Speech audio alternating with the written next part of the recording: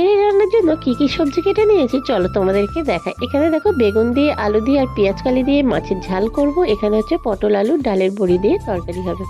আর সমস্ত মশলা আমি কেটে নিয়েছি, মাছটাও বের করে নিয়েছি। আর এখানে এই যে দেখো ডালগুলো ভিজিয়ে রেখেছিলাম, এই ডালগুলো হচ্ছে আমি বেটে নেব, মিক্সিতে বেটে নিয়েছি। এটা হচ্ছে সমস্ত মশলা মাখিয়ে আমি তারপরেই কিন্তু তেলেতে ভেজে নেব। আর এই ডালের বড়া খেতেও ভীষণ ভালো লাগে, জানো তো? তোমরা কারা কারা পছন্দ করো এরকম ডালের বড়া খেতে, আমাকে অবশ্যই কমেন্ট করে জানিও।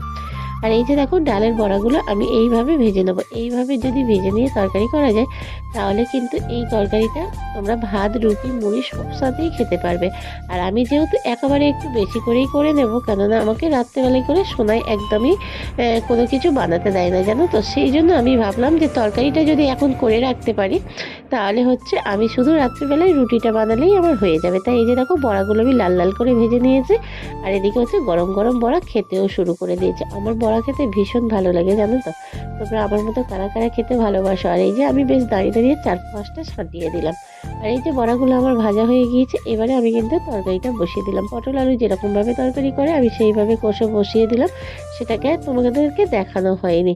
তা আমি এই যে অল্প করে জল দেবো, জল কিন্তু আমি বেশি দেবো না, যেহেতু রাতের রুটির সাথে খাওয়া হবে সেই জন্য একটু মাখা মাখা টাইপেরই করবো, জানো তো?